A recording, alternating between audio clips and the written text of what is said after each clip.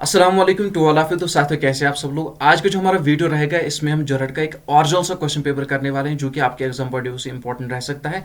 तो चलिए देखते हैं कि आज के इस वीडियो में आपका स्कोर कहां तक जा पहुंचेगा और आप कितने क्वेश्चन यहाँ पे सही कर पाओगे। अगर मैं इस पेपर की बात करूं तो यहाँ पे हम 30 प्रश्न इसमें करने वाले हैं। बिल्कुल पूरा का पूरा पोर्शन देखने वाले हैं जीके और जीएस का किस टाइप का पूछा गया था। तो यहाँ पे आपको अपना स्कोर नोट करते जाना है। देखिए, ये जो पेपर मैं करवाने जा रहा हूं बिल्कुल इजी सा पेपर है, बेसिक सा पेपर है। आपको 30 आउट ऑफ 30 देना है। जिनका भी एग्जाम 17 से स्टार्ट होने वाला है 30 आउट ऑफ 30 देना है। एक भी क्वेश्चन आपका नहीं छूटना चाहिए। बिल्कुल 30 आउट ऑफ 30 देना है। और जो मेरे क्लासेस रोज देते हैं उनको बिल्कुल जो है आंख बंद करके वो पूरा का पूरा पेपर ये करने चाहिए। बिल्कुल बेसिक सा पेपर है।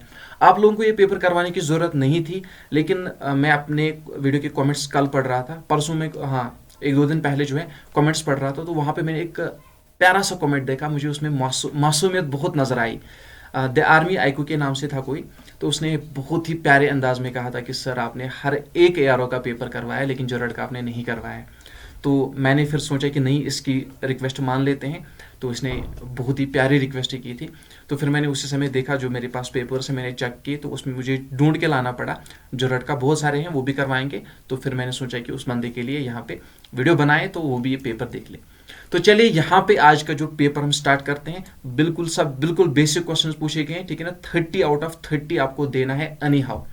तो यहाँ पे देखिए सबसे पहला प्रश्न क्या कह रहा है, on which date international day of non violence observe. तो चलिए बताइए, international day of non violence कब सेलिब्रेट किया जाता है। 23 मार्च, 10 दिसंबर, 2 अक्टूबर या 30 जैन। तो यहां पे अगर मैं 2 अक्टूबर की बात करूं, दैट इज सी पार्ट हमारा राइट आंसर होगा। यानी कि जो international day of non violence है 2 अक्टूबर को सेलिब्रेट किया जाता है। इसके बाद देखिए next question, Fatehpur Sikri was built by. सबसे पहले याद रख लेना, फतेहपुर सिकरी क्या है, एक शहर है, ठीक है ना। किसके द्वारा बनवाया गया है, शाहजहां, अकबर, हुमायूं, बाबर। तो यहां पे अगर मैं शाहजहां की बात करूं तो इसके द्वारा क्या बनवाया गया है, इसके द्वारा जो है ताजमहल बनवाया गया है, जो कि मुमताज महल इसकी वाइफ को डेडिकेट किया गया है, जिसकी लोकेशन आगरा में है। हुमायूं की अगर मैं बात करूं, इसकी जो बायोग्राफी है हुमायूं नामा है, ठीक है ना, जो कि गुलबदन बेगम ने लिखी है, इसकी बहन ने। और बाबर की अगर मैं बात करूं, बाबर नामा ऑटोबायोग्राफी है, तो उसकी बाबरी आप कह सकते हो, जो कि बाबर ने खुद लिखी है। और अकबर नामा की अगर मैं बात करूं, ये भी जो है बायोग्राफी अकबर की। और यहाँ पे अगर मैं अकबर की बात करूं तो इसी के द्वारा जो है फतेहपुर सिकरी बनवाया गया है। ये जो शहर है अकबर के द्वारा बिल्ड किया गया है। इसके बाद देखिए तीसरा प्रश्न क्या कह रहा है, who among the following was known as lady with lamp. तो चलिए बताइए, इनमें से लेडी विथ लैंप के नाम से किसे जाना जाता है। इंदिरा गांधी, फ्लोरेंस नाइटिंगेल, सरोजनी नायडू या अन्नी बेसेंट। तो यहां पे अगर मैं बी पार्ट की बात करूं, फ्लोरेंस नाइटिंगेल की अगर मैं बात करूं, तो बी पार्ट हमारा राइट आंसर होगा। ये आपको अच्छी तरह से याद रख लेना है। इसके बाद आ जाते हैं नेक्स्ट क्वेश्चन पे, दैट इज चौथे प्रश्न पे हम आ जाते हैं। Indian currency notes are printed in which city. तो चलिए बताइए, इंडिया की करेंसी क्या है, रुपी है। तो ये जो इंडियन करेंसी जो नोट्स है ये कहां पे प्रिंट किए जाते हैं, नागपुर, न्यू दिल्ली, नासिक या मुंबई। तो यहां पे अगर मैं बात करूं नासिक की, दैट मीन नासिक शहर में की जाती है। सी पार्ट हमारा राइट आंसर होगा। ये आपको अच्छी तरह से याद रख लेना है। इसके बाद देखिए next question, where is the headquarter of UNO. तो चलिए सबसे पहले नोट डाउन कर लेना, UNO stands for United Nation Organisation. तो यहां पे अगर मैं यूएनओ के हेडक्वार्टर की बात करूं, न्यूयॉर्क, स्विट्जरलैंड, पेरिस या जिनेवा। तो यहां पे ए पार्ट दैट मीन न्यूयॉर्क हमारा राइट आंसर होगा। ये आपको अच्छी तरह से याद रख लेना है। इसके बाद देखिए छठा प्रश्न क्या कह रहा है, in which year the third battle of Panipat was fought. तो चलिए बताइए, पानीपत का जो तीसरा युद्ध है वो कब लड़ा गया। देखिए अगर मैं बात करूं पहले युद्ध की, तो 1526 में लड़ा गया, ठीक है ना। 1556 में क्या लड़ा गया, दूसरा युद्ध लड़ा गया। और 1761 में क्या लड़ा गया, तीसरा युद्ध लड़ा गया। ये आपको याद रख लेना है। दैट मीन बी पार्ट इसका राइट आंसर होगा। जो थर्ड बैटल ऑफ पानीपत है वो 1761 में लड़ा गया। इसके बाद देखिए नेक्स्ट क्वेश्चन की अगर मैं बात करूं, क्वेश्चन नंबर 7 की अगर मैं बात करूं, who was the founder of ब्रह्म समाज। तो चलिए बताइए, ब्रह्म समाज की स्थापना किसके द्वारा की गई है, दयानंद सरस्वती, राजा राम मोहन रॉय, ज्योतिबा पाल या स्वामी विवेकानंदा। तो यहां पे अगर मैं बात करूं राजा राम मोहन रॉय की, तो इसके द्वारा क्या किया गया, इसके द्वारा किसकी स्थापना डाली गई है, किसकी फाउंडेशन की गई है, यहां पे ब्रह्म समाज आपको याद रख लेना है। इसके बाद देखिए नेक्स्ट क्वेश्चन, क्वेश्चन नंबर 8 की अगर मैं बात करूं, who among the following is often referred as black pearl. तो चलिए बताइए ब्लैक पेरल के नाम से किसे जाना जाता है। तो मैकडोनिया पहले, यहाँ पे चलिए बी पार्टी हमारा क्या आएगा, सेकंड आंसर जो है, सेकंड ऑप्शन जो है हमारा राइट आंसर होगा, दैट मीन पेले, ये जो है ब्लैक पेरल के नाम से इसे जाना जाता है। और समटाइम्स क्वेश्चन इस तरह से भी पूछा जाता है कि जो पेले है इसका संबंध किसके साथ है। तो एक फुटबॉल प्लेयर है, ये आपको याद रख लेना है, लेकिन है नहीं, थे। अब ये जो है निवेदन कर चुके हैं, इस दुनिया में से वफात पा चुके हैं, ये अब जो है हमारे बीच नहीं रह चुके। इसके बाद आ जाते हैं 90वें प्रश्न की तरफ। Who was the author of the book my experiment with truth. तो चलिए बताइए जो बुक है माई एक्सपेरिमेंट विथ ट्रूथ, इसके ऑथर कौन है। गोविंद वल्लभ भाई पांत, यहाँ पे क्या है, मौलाना अब्दुल कलाम आजाद, तारा अली बेग या महात्मा गांधी। तो यहाँ पे अगर मैं बात करूं माई एक्सपेरिमेंट विथ ट्रूथ की, ये जो बुक है किसके द्वारा लिखी गई है, महात्मा गांधी के द्वारा लिखी गई है, दैट मीन डी पार्ट इसका राइट आंसर होगा। ये आपको अच्छी तरह से याद रख लेना, आपको अच्छी तरह से नोट डाउन कर लेना है। इसके बाद देखिए नेक्स्ट क्वेश्चन 10वें प्रश्न की अगर मैं बात करूं, upper house of the Indian parliament is also known as. तो चलिए बताइए जो अपर हाउस होता है इंडियन पार्लियामेंट का, उसे और किस नाम से जाना जाता है, विधानसभा, विधान परिषद, लोकसभा या राज्यसभा। तो देखिए मैंने आपको पिछली बार भी बताया था, लोकसभा, लोकसभा एंड राज्यसभा। लोकसभा के पहले में एल आता है, एल स्टैंड्स फॉर लोक, एल स्टैंड्स फॉर लोअर, यानी कि जो लोकसभा है उसे लोअर हाउस के नाम से जाना जाता है, और जो राज्यसभा है उसे अपर हाउस के नाम से जाना जाता है। दैट मीन राज्यसभा को, डी पार्ट को जो है इंडियन पार्लियामेंट का जो राज्यसभा है उसे अपर हाउस के नाम से भी जाना जाता है। ये आपको याद रख लेना है, डी पार्ट हमारा राइट आंसर होगा। इसके बाद देखिए 11वें प्रश्न की अगर मैं बात करूं, क्वेश्चन नंबर 11, यहां पे हम देख लेते हैं, पेन यूज कर लेता हूं, थोड़ा बहुत बड़ा हो गया। और यहां पे देखिए where is Gateway of India located. तो चलिए बताइए गेटवे ऑफ इंडिया की लोकेशन आपसे पूछी गई है, लखनऊ, दिल्ली, बेंगलुरु या मुंबई। अगर आपसे इंडिया गेट पूछा जाता, नोट डाउन कर लो, यहाँ पे बार बार इन बेसिक क्वेश्चंस में फिर क्या हो जाता है, फिर गड़बड़ी हो जाती है। अगर आपसे इंडिया गेट पूछा जाता तो इंडिया गेट की लोकेशन कहाँ पे है, दिल्ली में है, लेकिन जो गेटवे ऑफ इंडिया है वो मुंबई में है। दैट मीन डी पार्ट हमारा राइट आंसर होगा। समटाइम्स क्वेश्चन इस तरह से भी पूछा जाता है कि which of the following is also known as Gateway of India, तो मुंबई को जाना जाता है। Which one of the following is also called India gate.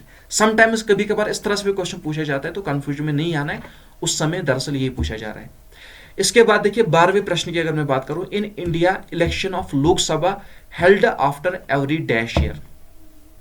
तो आपको बताना है जो लोकसभा का इलेक्शन है कितने साल बाद ये लड़ा जाता है, 6 साल बाद, 4 साल बाद, 3 साल बाद या 5 साल बाद। तो यहां पे अगर मैं बात करूं ए पार्ट की, दैट मीन 5 साल के बाद जो है लड़ा जाता है, इलेक्शन होता है, ये आपको याद रख लेना है। इसके बाद देखिए 13वें प्रश्न की अगर मैं बात करूं, विच of the following rivers originate from Amarkantak. तो चलिए बताइए अमरकंटक से कौन सा रिवर जो है ऑरिजिनेट होता है।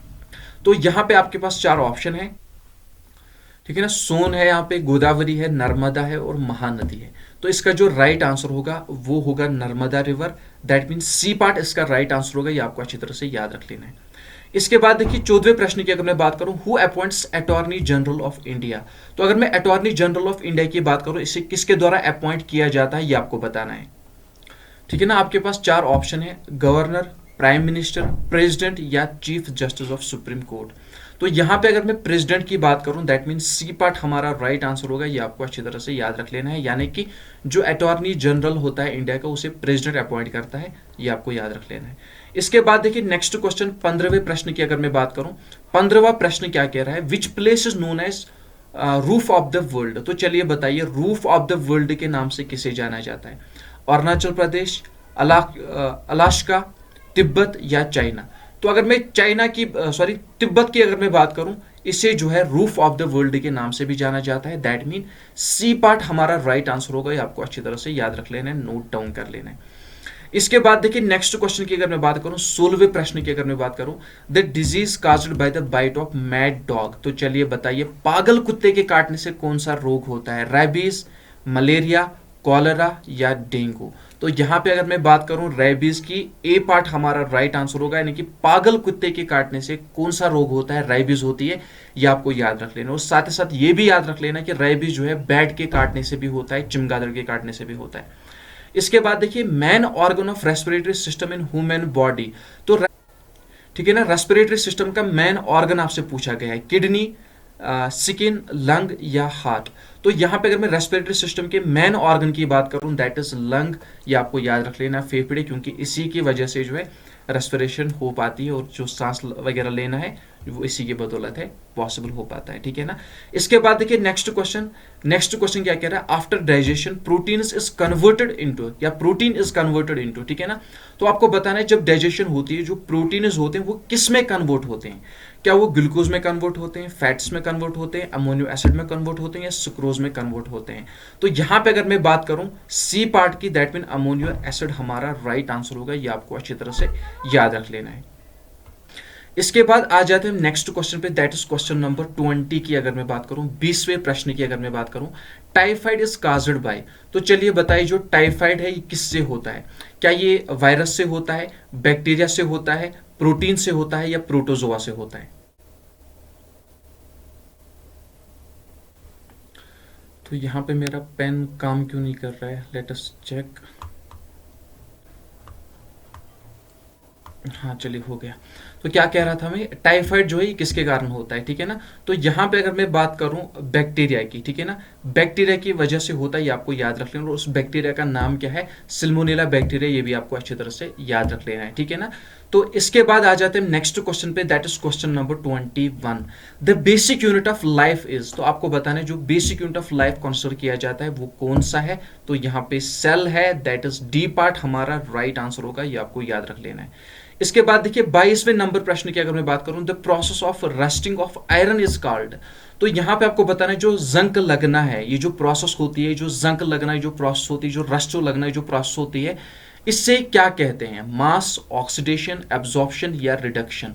तो ये जो प्रोसेस, इसका जो नाम दिया गया है, ये प्रोसेस क्या कहलाती है, जो जंक लगना, जो रस्टिंग लगना, ये कहलाती है oxidation, that is B part हमारा राइट आंसर होगा, ये आपको अच्छी तरह से याद रख लेना है।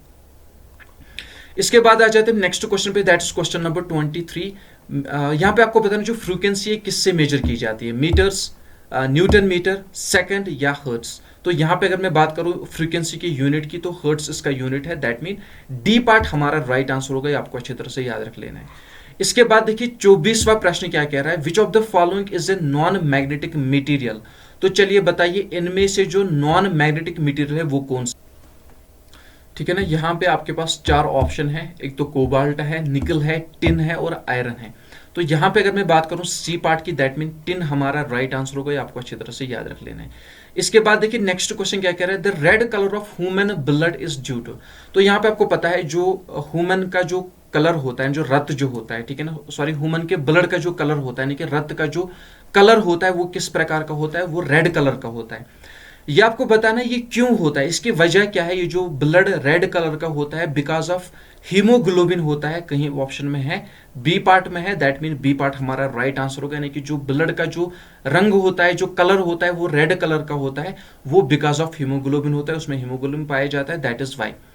इसके बाद देखिए next question, question number 26, clouds float in the atmosphere because of their. तो चलिए आपने तो देखा होगा जो क्लाउड्स जो है, बादल जो आसमान में तैरते हैं, वो क्यों तैरते हैं, बिकॉज ऑफ लो प्रेशर, लो यहाँ पे क्या लिखा गया है, लो, लेट मी चेक, लो, यहाँ पे इसके नीचे ही चला गया, चलो कोई बात नहीं, I think low pressure, low density या लो टेम्परेचर। तो यहाँ पे अगर मैं बात करूँ लो डेंसिटी की, तो सी पार्ट हमारा राइट आंसर होगा। यहाँ पे जो एटमॉस्फेयर में जो क्लाउड्स जो फ्लोट करते हैं, जो तैरते हैं, वो बिकॉज ऑफ लो डेंसिटी होता है, ये आपको याद रख लेना है। इसके बाद देखिए नेक्स्ट क्वेश्चन क्या कह रहा है, फिश ब्रीथ थ्रू। तो चलिए बताइए मछलियां सांस कहाँ से लेती है, गिल्स, आइज, लंग्स या स्किन। तो यहाँ पे अगर मैं बात करूँ गिल्स की, तो ए पार्ट हमारा राइट आंसर होगा, ये आपको अच्छी तरह से याद रख लेना है। इसके बाद देखिए नेक्स्ट क्वेश्चन 28वां नंबर प्रश्न, LPG is a hydrocarbon consisting, यहाँ पे क्या है, consisting of a mixture of. तो यहाँ पे आपको बताना है जो एलपीजी है इसमें हाइड्रोकार्बन जो है देखने को मिलता, सॉरी ये क्या है, एक हाइड्रोकार्बन है, ठीक है ना। तो इसमें जो मिक्सचर देखने को मिलता है वो कौन सा है, वो किस प्रकार का है, methane and butane, ethane and propane, propane and butane and ethane and butane. तो यहाँ पे अगर मैं बात करूँ हमारे एलपीजी की, इसमें जो इसमें जो मिक्सचर जो देखने को मिलता है, ठीक है ना, वो होगा हमारा, यहाँ पे जितने भी ए पार्ट को मार्क कर रहे हैं बिल्कुल गलत कह रहे हैं, ठीक है ना, ए पार्ट नहीं होगा। लेकिन जितने भी लोग यहाँ पे बी पार्ट को मार्क कर रहे हैं वो भी बिल्कुल गलत है, ठीक है। अब यहाँ पे बचा डी पार्ट, तो सीधी सी बात है जो यहाँ पे डी पार्ट को मार्क कर रहे हैं वो भी तो बिल्कुल ही गलत है। यहाँ पे हमारा जो राइट आंसर होगा वो होगा सी पार्ट, ये आपको अच्छी तरह से याद रख लेना है, ठीक है ना। यानी कि एलपीजी में जो मिक्सचर देखने को मिलता है वो है प्रोपेन एंड ब्यूटेन, ये आपको नोट डाउन कर लेना है, ये आपको अपने जहन में अच्छी तरह से रख लेना है। इसके बाद देखिए नेक्स्ट क्वेश्चन की अगर मैं बात करूं, question number 29, the quantity of blood in human body is. तो यहाँ पे आपको बताना है जो ह्यूमन बॉडी में जो ब्लड की मात्रा देखने को मिलती है वो कितने प्रतिशत है, ठीक है ना, 14%, 1%, 7% या 90%। तो यहाँ पे अगर मैं बात करूँ सी पार्ट 7% हमारा राइट आंसर होगा, 7 की बजाय अगर 10 भी ऑप्शन में होता वो भी हमारा राइट आंसर होता, ये आपको अच्छी तरह से याद रख लेना है। इसके बाद आ जाते हैं हमारे आखिरी प्रश्न की तरफ, that is question number 30, 1 horse power is equal to dash watts. तो 1 हॉर्स पावर कितने वाट्स के बराबर होता है, 746 वाट का होता है, दैट मीन्स सी पार्ट हमारा राइट आंसर होगा, ये आपको अच्छी तरह से याद रख लेना है। तो ये थी आज की हमारी वीडियो, ये थी आज की हमारी सीरीज। आई होप कि आपको वीडियो पसंद आया होगा। वीडियो अगर पसंद आए वीडियो को लाइक शेयर जरूर कर देना। चैनल पे जितने भी लोग नए हैं चैनल को सब्सक्राइब करना ना भूले। और हाँ, यहाँ पे आपको बताता चलूँ कि आप में से जितने भी लोग नए हैं, पहली बार चैनल पे विजिट किया है, तो चैनल को मस्ट सब्सक्राइब करना है, लाजमी चैनल को सब्सक्राइब करना है, साथ साथ बेल आइकन पे प्रेस करना ताकि आपको हमारे लेटेस्ट वीडियो की अपडेट मिलती रहे। और हाँ, जो प्लेलिस्ट है चेक करना ना भूले, वहां पे आपको ढेर सारे पेपर्स मिल जाएंगे और भी बहुत सारे आने वाले हैं, वो आप अच्छी तरह से देख लेना है, ठीक है ना। और जिन लोगों ने टेस्ट सीरीज ज्वाइन नहीं की है वो टेस्ट सीरीज ज्वाइन कर सकते हैं, उससे बेनिफिट उठा सकते हैं। वहाँ पे आपको ई बुक भी मिलेगी, वहाँ पे आपको क्वेश्चंस मिलेंगे, टेस्ट मिलेंगे, बहुत कुछ वहाँ पे करवा के रखा है। तो टेस्ट सीरीज भी ज्वाइन करना ना भूले। अगर आप करना चाहते हो तो उसके रिगार्डिंग मैंने डिटेल्ड वीडियो बना के रखा है, वीडियो के कमेंट बॉक्स में आपको लिंक मिल जाएगी, वहाँ से आप टेस्ट सीरीज के बारे में जान सकते हो, ई बुक के बारे में जान सकते हो, पेपर्स के बारे में जान सकते हो, किस तरह से आप पा सकते हो।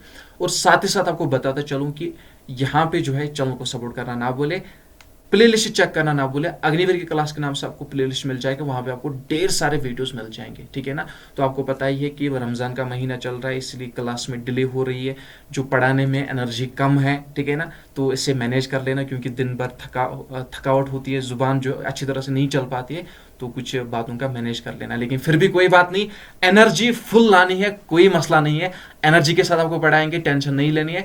यहाँ पे बीच बीच में क्लास डिले होते रहते हैं, लेकिन मैं पूरी कोशिश करता हूँ कि ऑलवेज आपके लिए क्लास लाऊं। लेकिन जो हमारी टेस्ट सीरीज है वहाँ पे क्लास बनाने पड़ते हैं, तो वहाँ पे कंटिन्यूअस रेगुलर एक एक टेस्ट आता है, तो वो भी मैनेज करना पड़ता है। तो मिलते हैं नेक्स्ट वीडियो में, तब तक के लिए अपना ख्याल रखना, दुआ में याद रखना। अल्लाह हाफिज, अस्सलाम वालेकुम वरहमतुल्लाहि वबरकातुहू। और हाँ, आपके स्क्रीन पर जो वीडियो शो हो रहा है मोस्ट इंपॉर्टेंट वीडियो है, मोस्ट इंपॉर्टेंट वीडियो है, इसे देखना ना भूले। आपके स्क्रीन पर जो वीडियो शो हो रहा है एक बार जरूर इस पर क्लिक करके पूरा वीडियो जरूर देखें।